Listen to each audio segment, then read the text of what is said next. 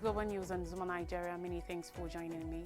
We begin the news with blockade is an act of war, Taiwan says, as China intensifies drills. Giuliani ordered to give up New York apartments to defame staffs. Democrats target Trump's extremism in final campaign stretch. Hezbollah possible successor Hashim killed, says Israel. And firefighters combat massive blaze in New Zealand wetland. Stick with me for these and more stories. Taiwan's defense chief has cautioned that a Chinese blockade will be an act of war and have far-reaching ramifications for international trade after Beijing held military drills to encircle the self-governed island. Wellington Koo, Taiwanese defense minister, made his comments on Wednesday as the Chinese People's Liberation Army (PLA) continued exercises close to democratically ruled island after last week carrying out war games that included a simulated blockade. If you really want to carry out a so-called blockade, which according to international law is to prohibit all aircraft and ships entering the sea and the area, then according to United Nations resolutions, it is regarded as a form of war, Koo said in a remarks at Parliament. I want to stress that drills and exercises are totally different from a blockade, as will be the impact on the international community, Koo added. China claims Taiwan as its own territory and has said it reserves the right to use force to bring it under its control, with the PLA regularly holding exercises including simulating blockade in major ports and assaulting maritime and ground targets around the island. Taiwan, also known by its official name, the Republic of China, has never been ruled by the People's Republic of China and rejects Beijing's sovereignty claims. Beijing also claims jurisdiction over the entirety of the Taiwan Strait, a 180 kilometers wide, 110-mile waterway separating mainland China from Taiwan. Taiwan and other members of the international community rejects Beijing's claim, with the United States, Japan and many European countries asserting its status as an international waterway. The U.S. Navy, in specific, regularly sails through the strait to maintain freedom of navigation rights. Koo, who noted that 1/5 of global freight passes through the strait, said that the international community could not sit by and just watch if China were to enforce a blockade. Earlier on Wednesday, Taiwan's defense ministry announced that Chinese aircraft carriers, led by the Liaoning carrier, journeyed north through the waterway after passing through waters near the Taiwan-controlled Patras Islands. The Defense Ministry said during the earlier 24 hours, Taiwan's military detected 15 Chinese military aircraft and 6 Navy vessels in the skies and waters around the island. Taiwan has reportedly almost daily Chinese military exercises around the island for the past 5 years, but activity has intensified since April's election of outspoken President William Lai Ching-te, whom Beijing has labeled a dangerous separatist. On judicial matters, Rudy Giuliani, former New York City mayor, has been ordered by a United States judge to turn over his apartment, jewelry and other valuable possessions to a pair of election workers whom he defamed. U.S. District Judge Louis Lehman, sitting in Manhattan on Tuesday, called for the transfer to happen in the next 7 days to pay the millions in damages owed to the election workers. Giuliani, who for several years served as a personal lawyer to Donald Trump, aided to spread baseless rumors of voter fraud after the ex-president's defeat in 2020 presidential race. A court found last year that Giuliani had defamed Ruby Freeman and her daughter Widria Shai Moss by falsely accusing them of rigging votes in the key swing states of Georgia. A federal jury said the 80-year-old should pay the two women a total of $148 million. Giuliani, a Republican who made a brief presidential run in 2008, has since tried to file for bankruptcy, but that case was dismissed. That paved the way for the two women to try to collect money from Giuliani. He has since appealed the bankruptcy ruling. Among the items named in Tuesday's decision was Giuliani's New York flat, a 1980 Mercedes once owned by actress Lauren Bacall, dozens of watches and a portion of his sports memorabilia. Those items will be put into receivership controlled by the two election workers. The judge did not for now order Giuliani to hand over many New York Yankees World Series rings he allegedly received as gift or his Florida apartment. Yet the judge did give the election workers permission to go after almost $2 million in unpaid legal fees Giuliani said he was owed from the Trump campaign. Aaron Nathan, a lawyer for Freeman and Moss, said in a statement, "We are proud that our clients will finally begin to receive some of the compensation to which they are entitled for Giuliani's actions." The decision by the judge comes just 2 weeks before the 2024 presidential election in the United States. Trump and his associates have continued to falsely assert that the 2020 election was rigged, and Trump has hinted he may not accept the results of the upcoming election either. Moss and Freeman testify they were harassed and made the aim of the death threats after Giuliani leveled the accusations on them. U.S. 2024 election on Tuesday, Democratic vice presidential nominee Tim Walz accused Donald Trump of descending into madness following a report that the ex-president pinned for the loyalty of the kind of generals that Hitler had. Vice President Kamala Harris's running mate seized on the report in the Atlantic as top party figures caution of dark days ahead if Trump wins the presidency in 13 days, given his often expressed autocratic instincts. A tense atmosphere around a neck-and-neck election intensified considerably following the article by Atlantic editor Jeffrey Goldberg that said Trump had noted in a private conversation while president, "I need the kind of generals that Hitler had." The report was substantiated in the article by Trump's former White House Chief of Staff John Kelly. Trump's alleged fixation with Hitler was also supported by material in several books, including one by Jim Scuto. In a separate interview, Kelly said Trump fit the definition of a fascist. During a rally in Wisconsin, Walz capitalized the first suggestion of Trump's extremism on a day when other senior Democratic figures raised what they see as the dire specter of an unchanged Trump's second term as they try to rally support for Harris. The Minnesota governor said, "Don't be the frog in the boiling water and think this is okay," who served in the Army National Guard, referring to the revelations in the Atlantic. "As a 24-year veteran of our military, that makes me sick as hell, and it should be. Walz noted the recent ruling by the conservative majority on the Supreme Court that granted presidents substantial immunity for official acts committed in office as he tried to ignite public concern about the nature of a second term for an ex-president who has already tried to overturn the result of a democratic election. Trump's campaign denied the exchange about Trump and Hitler reported in the Atlantic. "This is absolutely false. President Trump never said this," campaign advisor Alex Pfizer said. And responding to Kelly's comments to the Times, campaign communications director Stephen Treng said in a statement that the retired Marine general had totally beclowned himself with his debunked stories he has fabricated because he failed to serve his president while working as chief of staff. But even as the uproar grew over the Atlantic report, Trump and his running mate, Ohio Senator J.D. Vance, played into Democratic warnings that they take the country down a dark road. Now on Israel-Iran war, Israel's military said Hashem's fighting, a possible successor to late Hezbollah leader Hassan Nasrallah, was killed in an attack in Beirut about 3 weeks ago along with other commanders. Water supply at the Jabalia refugee camp in northern Gaza has run out completely, according to the United Nations. The director of Gaza's health ministry and medical supplies have not entered the north for 18 days and accused Israel's military of preventing international aid convoys from reaching the area. In Israel, the beachside home of leader Benjamin Netanyahu was destroyed over the weekend in a drone strike claimed by Hezbollah, reports said. Antony Blinken, U.S. Secretary of State, has called on Israel to turn its military success against Hamas in Gaza into enduring strategic success while pressing Netanyahu's government to deliver aid to the enclave. Blinken also urged Israel to cool tensions with Hezbollah in Lebanon while avoiding greater escalation in its anticipated retaliation for Iran's missile attack. Israel has achieved most of its tactical objectives in Gaza by destroying much of Hamas's military capacity there, opening the door to a lasting end to the conflict, Blinken said, according to reports in Tel Aviv before his departure to Saudi Arabia on Wednesday. The killing of Hamas leader Yahya Sinwar forms a real opportunity for the return of Israeli hostages, according to the top U.S. diplomat, who said Sinwar was the main obstacle to a potential hostage deal. Speaking of the dire humanitarian situation in Gaza, Blinken said some progress has been made, but more needs to be done.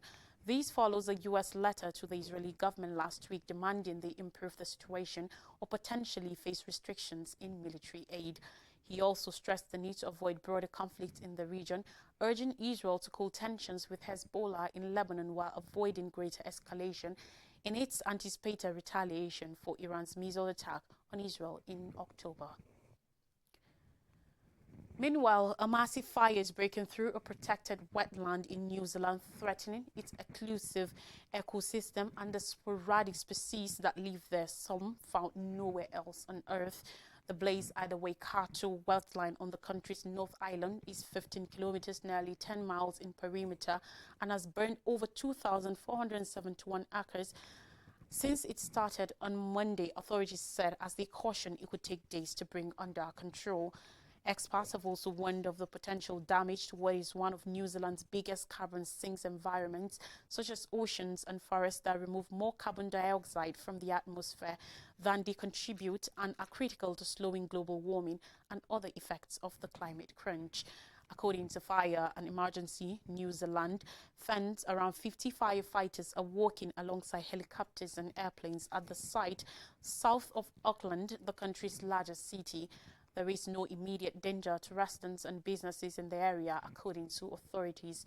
Incident controller Mark Timworth, in a news release on Wednesday, said this is a large fire and could take some days to bring it under control properly.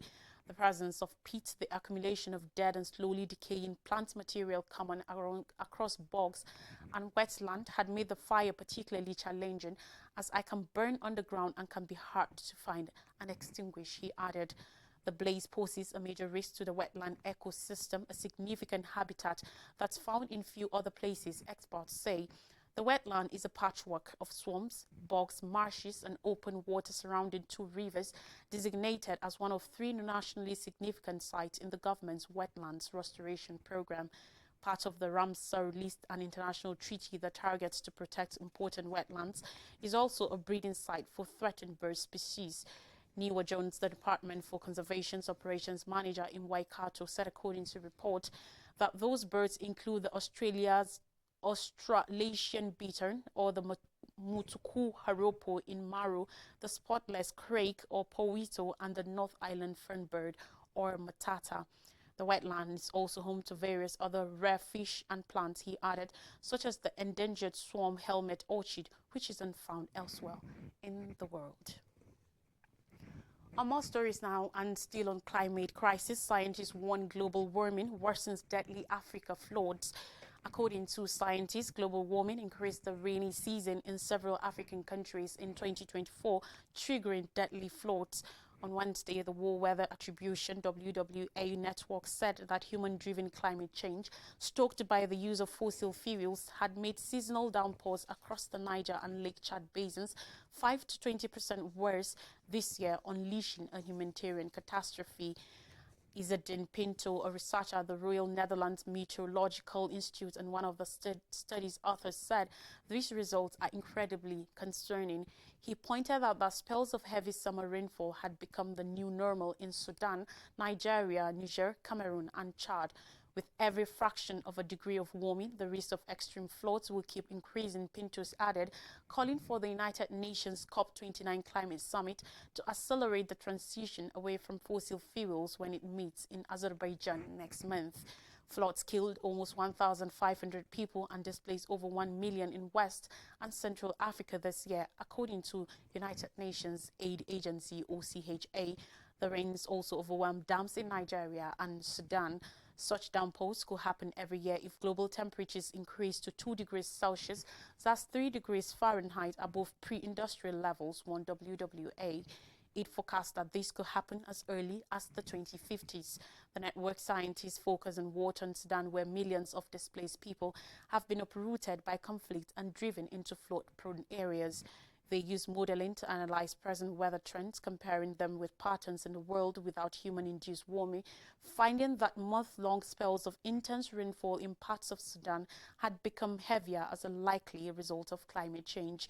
Joyce Kimatai, researcher at the Center for Environmental Policy at the Imperial College in London, said Africa has contributed a tiny amount of carbon emissions globally, but is being hit the hardest by extreme weather.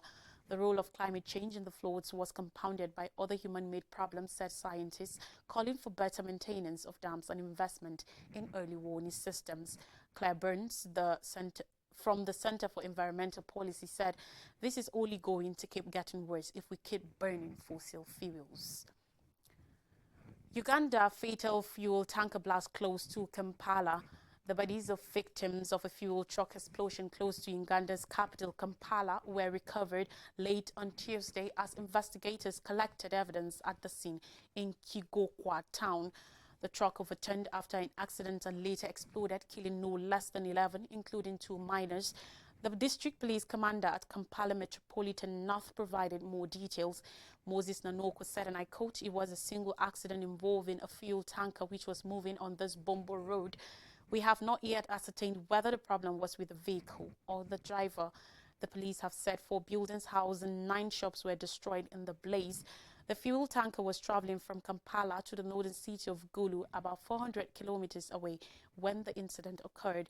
The wounded were rushed to nearby health facilities for treatment. The identities of those affected have not yet been established. The Uganda Police Force emphasized the significance of exercising caution when dealing with hazardous materials.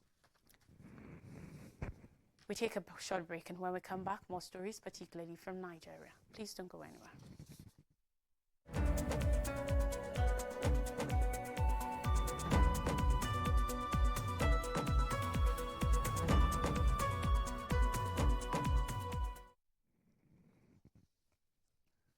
Welcome back. Now stories from Nigeria, and we begin with federal government summons TCN and ERC for emergency talks on in-season grid collapse.